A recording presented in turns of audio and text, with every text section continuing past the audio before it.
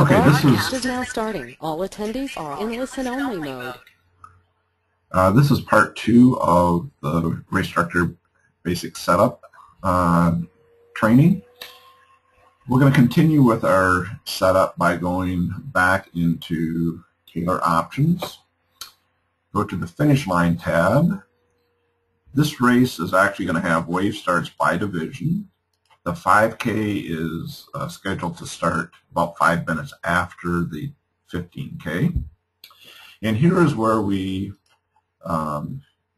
complete the setup for the quarantining process for unknown reads. So we need to assign a bib number range that we know is well outside of the bib numbers that are actually in use. So we'll use 9,000 to 9999 and a trigger number of 9999.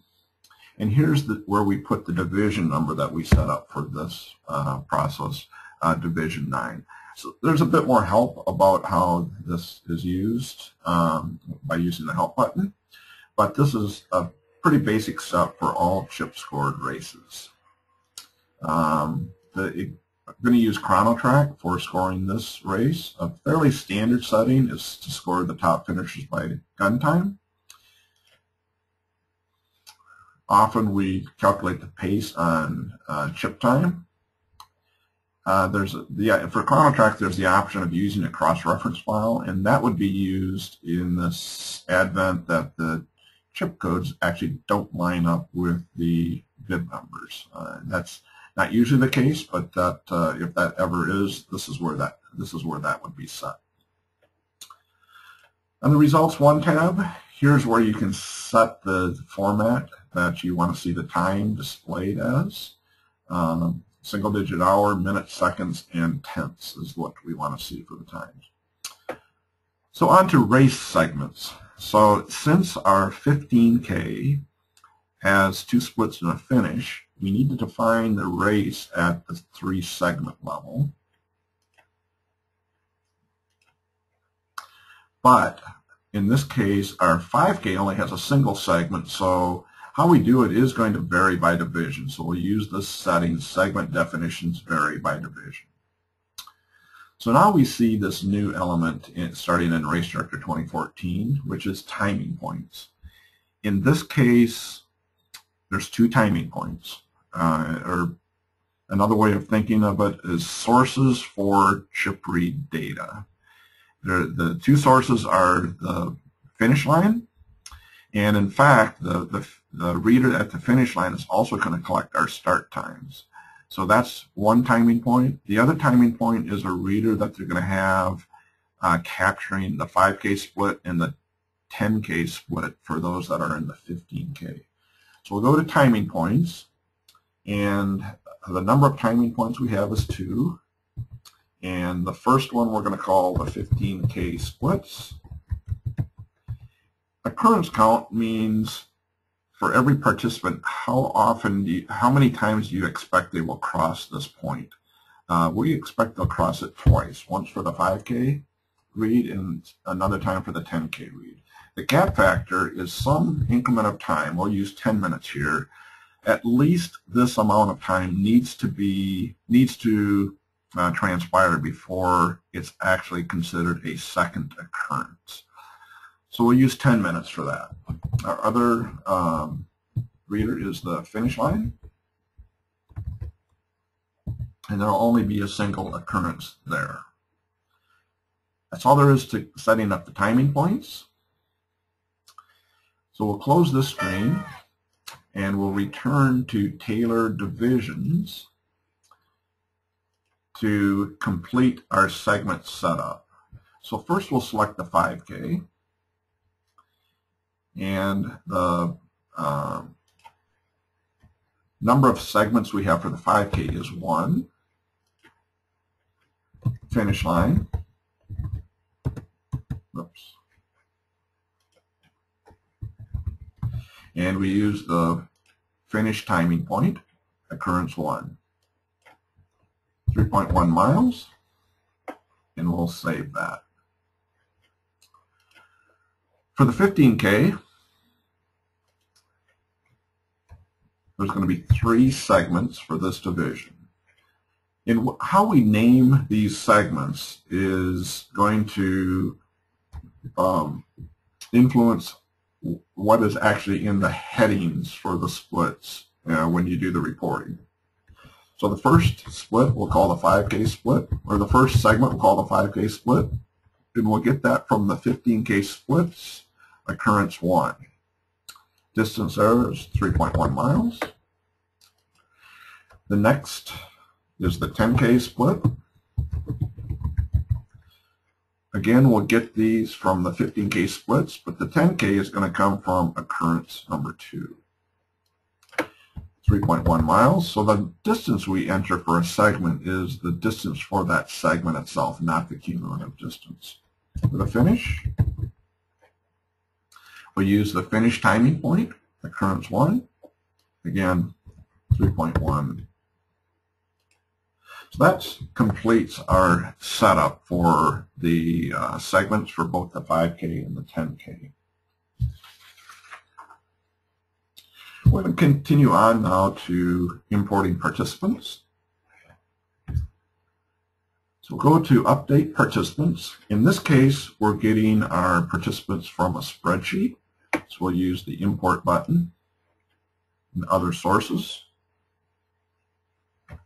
You notice there's a new setting in Race Director 2014 right here. That's what do we do about birth date when you have both age and birth date in the spreadsheet, and based on our race date there's a disagreement between what the age is. Do we calculate the age from the birth date, or do we always use the imported age irregardless if it's wrong?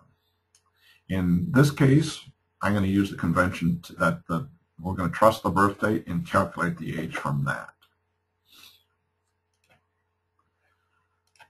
Okay, this is going to be a tab delimited text file, and we'll locate it here. Entrance. Step 2 in the import process is always the most tedious, but in this case it's a template that I commonly use across all my races, and I have it stored as a template, but the templates don't get transferred when you create a new race. You can import them. So it's a good convention to store your templates always in the same race. In this case, I use race number 1 for all my templates. And it found one template in race 1, copy to this race, yes.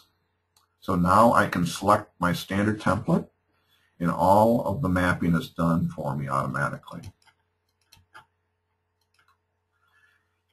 You notice that we have an empty email field. In this case, there was a mistake, and none of the spreadsheet didn't contain email address for anyone. And there's this other field here, which is actually our military field. So we'll select that from the list here.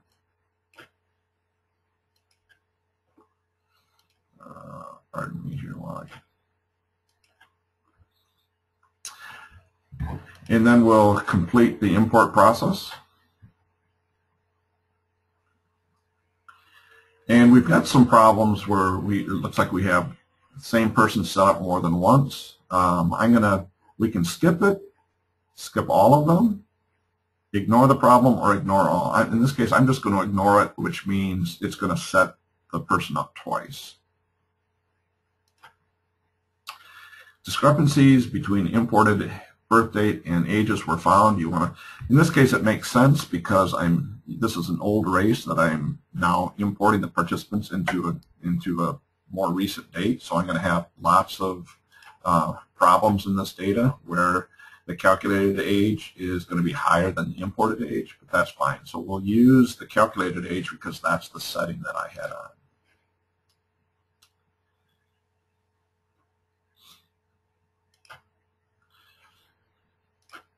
And you'll notice that none of our participants have email address. The race organizer did send me another spreadsheet that had bib number and email address. So there's a way of handling that as well. When you use the import button, you'll see there's a process as changes button. So now I'm going to use the simple spreadsheet that they sent. Again, it's tab delimited.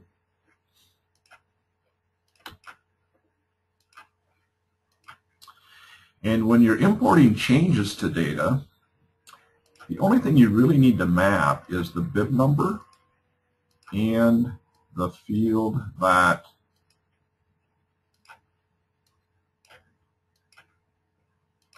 having trouble getting this in the field that you're actually changing.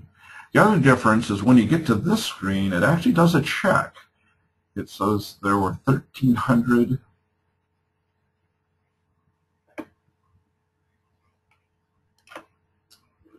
it says there were 3,600 in the file, and all 3,600 matched. Do the update.